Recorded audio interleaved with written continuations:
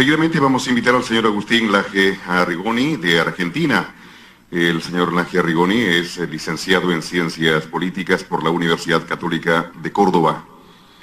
Egresado del Center of Hemispheric Defense Studies de la National Defense University de Washington, D.C., como becario en el curso de Coordinación Interagencial y Combate al Terrorismo.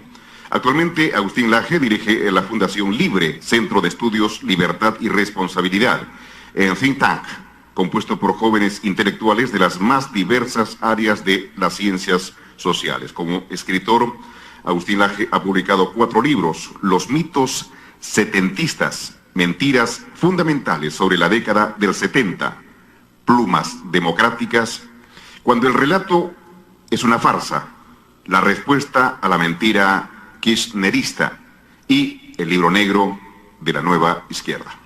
Señor Agustín Laje Arrigoni. Gracias a todos los asistentes en general. Muchas gracias por estar aquí esta tarde con nosotros. La ideología de género tiene demasiadas aristas. Hay gente que la enfoca desde la biología, hay gente que la enfoca desde la psicología, hay gente que la enfoca desde la antropología, hay gente que lo enfoca desde la biología, gente de la psicología, gente de la psiquiatría, gente de la teología. Nosotros particularmente lo enfocamos desde la ciencia política. Ustedes saben que cuando van a la tumba de Marx, que no está en Moscú, sino que está en Inglaterra, se van a encontrar con una lápida que tiene una de las tesis más famosas de Marx, que dice más o menos así. Dice: lo que los filósofos se han ocupado hasta el momento es de explicar el mundo. De lo que se trata es de transformarlo. Esto nos da, de alguna manera, conocimiento respecto de la actitud primordial en todas las izquierdas desde el marxismo tradicional, es decir, desde el marxismo de Marx hasta el día de hoy. Es un paradigma de cambio radical, de cambio revolucionario. En la sociología algunos lo han llamado el paradigma del conflicto. Más contemporáneamente se lo ha llamado la teoría crítica. Lo que yo quiero que quede fijo esta tarde acá es que no hay izquierda sin conflicto, porque sin conflicto no hay cambio social. El marxismo, la izquierda, en términos amplios, es un paradigma de conflicto. Cuando no hay conflicto, la izquierda no tiene nada para decir ni para hacer.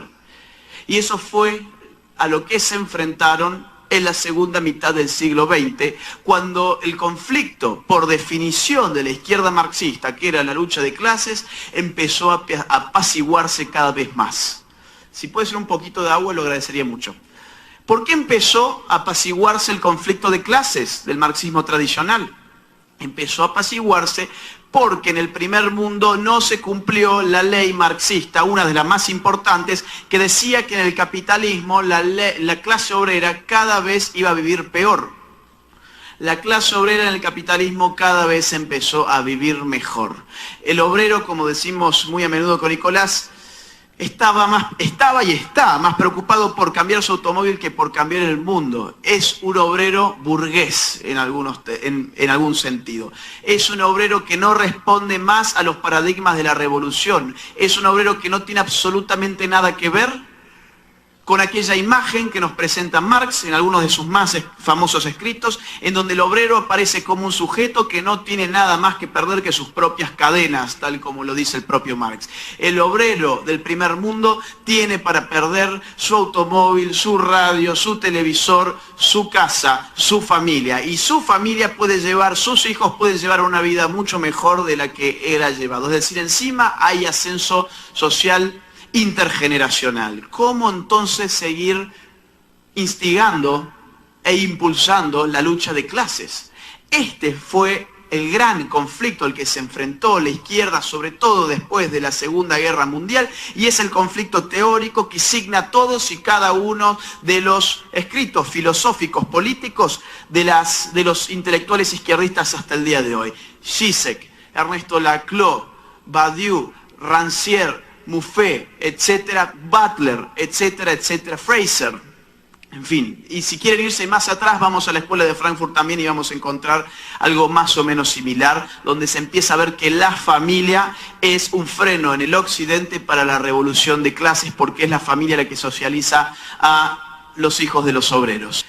Quiero que quede claro que la categoría del género aparece para sustituir la categoría de clases, una categoría política fundamental para las viejas izquierdas. ¿Por qué la categoría del género aparece a estos efectos? Porque a través de la categoría del género podemos dividir radicalmente a los sexos y generar ya no una guerra de clases, sino una guerra de sexos. Y esto que parece muy contemporáneo y que sin embargo fue profundamente teorizado después de la Segunda Guerra Mundial, ya podemos encontrar algunos vestigios iniciales incluso en el pensamiento de Federico Engels, el socio intelectual de Marx. Con Engels, Marx escribe sus obras más famosas, solamente que el nombre de Engels no es tan conocido a nivel masas como sí lo es el de Marx.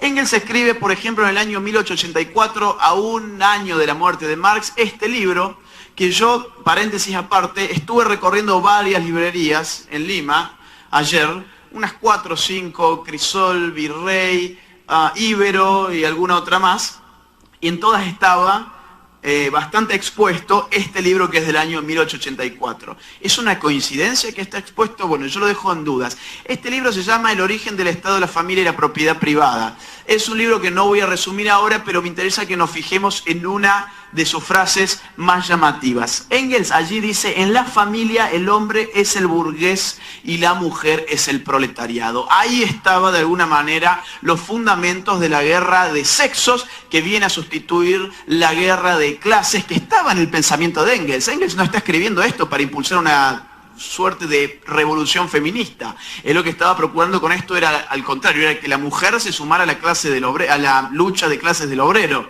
Pero esto le va a dar sentido a mucho de lo que vivimos hoy. Gracias. Fíjense, Alejandra Kollontai. Ella escribe en el año 1921 y me van a decir ustedes si no ven un paralelismo o una coincidencia casi completa con lo que vivimos hoy. Fíjense, Alejandra Kollontai dice, en El comunismo y la familia, un libro del año 1921, dice: la patria comunista alimentará, criará y educará al niño. El Estado de los trabajadores acudirá en el auxilio de la familia sustituyéndola. Un auxilio medio extraño, porque cuando alguien va a auxiliar a alguien, lo que trata es que se levante, no aniquilarlo para tomar su lugar. Gradualmente la sociedad se hará cargo de todas aquellas obligaciones que antes recaían sobre los padres. El hombre nuevo de nuestra nueva sociedad será moldeado por las organizaciones socialistas, jardines de infantes, residencias, guarderías de niños, etc. y muchas otras instituciones de este tipo en las que el niño pasará la mayor parte del día. Es decir, es una coincidencia prácticamente completa. Si el comunismo triunfó en algo, seguramente tendrá que ver con las palabras de Kollontai y con el feminismo marxista. Ahora bien, aquí hay algo que quedar claro. Ahí no había ideología de género.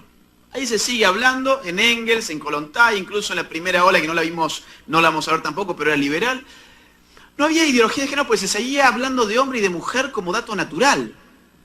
Aparece, sin embargo, la ideología de género, por lo menos a partir del pensamiento de Simone de Beauvoir en el segundo sexo, donde ella inmortaliza popularmente su libraco con la siguiente frase: no se nace mujer, llega uno a hacerlo. No se nace mujer, llega uno a hacerlo. ¿Quién la hace mujer a la mujer?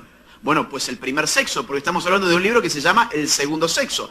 Es el hombre que ha construido un sistema cultural opresivo para hacer de la mujer una mujer, es decir, para hacerla un sujeto dominado. ¿Dominado por quién? Por el primer sexo, por el hombre. Y acá ya se empieza a configurar a partir de la ideología de género un impulso mayor a lo que hoy se perfigura como una mitológica guerra de sexos. Este foro sobre la familia. Yo considero que uno de los grandes retos de la familia hoy en día es desenmascarar la ideología de género para desmitificar uno de sus componentes más peligrosos, que es la generación de una guerra de sexos que no existe, pero a través del discurso se puede hacer realidad. El siguiente, por favor. Fíjense, Kate Millett, ella es de Estados Unidos, escribió Nueva York, Política Sexual, un libro muy importante de la ola radical del feminismo, y ella acá se inventa la narrativa del patriarcado. El patriarcado ya como concepto aparecía en Engels, aparecía ya en el libro de Engels del año 1884, pero Kate Millett le da un significado más profundo y dice: el patriarcado es el régimen de dominación por excelencia, es el régimen político, social, económico, ideológico, etcétera, etcétera, etcétera, que mantiene a la mujer como dominada de la historia y al hombre como dominador. El hombre es el opresor, la mujer es la oprimida. Punto final. Y acá ella introduce una idea que va a ser después un eslogan del feminismo actual, que es: lo personal es político. Si no lo han visto, ya lo van a ver, porque seguro se les va a quedar esta frase: lo personal es político. ¿Qué significa? Significa que ya no estamos hablando de grandes relatos entre clases sociales. Ahora la política se da dentro de la casa, en lo personal, en la relación de pareja, en la relación entre esposos, en la relación con los hijos. La política llega a lo más íntimo. Y si nosotros asumimos que la organización política, por definición de nuestras sociedades modernas, es el Estado moderno, entonces, ¿por qué no habríamos de abrirle la puerta de nuestra casa? Si adentro de nuestra casa hay política, ¿por qué no deberíamos meter al Estado dentro de nuestra casa? Si lo personal es político. Entonces así se borra de un saque la división entre la sociedad civil y la sociedad política, diciendo que lo personal y lo íntimo es político. Fíjense, me quiero quedar con lo del patriarcado un ratito. Se dice: estamos viviendo un mundo del patriarcado donde la mujer es necesariamente la oprimida y el hombre es el opresor. Fíjense que esta ideología tiene mucha fuerza, mucho consenso mediático, mucho consenso político y académico, y sin embargo no se condice, no coincide en absoluto con los grises que nos ofrece la vida social. La vida en sociedad es gris, no es blanca ni negra. La mujer hoy en día en Occidente está mucho mejor que el hombre en muchísimas variables de la vida social, y el hombre estará mejor en otras. Vivimos en un gris, no vivimos en el maniqueísmo absoluto como nos enseñan los teóricos del patriarcado. Fíjense, por ejemplo, algunos datos. La mujer en Occidente hoy se egresa un 33% más en comparación que los hombres. Aquí que estuvo muy de moda el tema de la igualdad de género en la currícula escolar, las políticas de igualdad entre los géneros, etc. ¿Qué sería hacer una política de igualdad de género en las universidades? ¿Acaso reducirle la currícula a los hombres para que se egresen más rápido y así poder darles un pie de igualdad respecto de las mujeres? Bueno, nadie está planteando eso.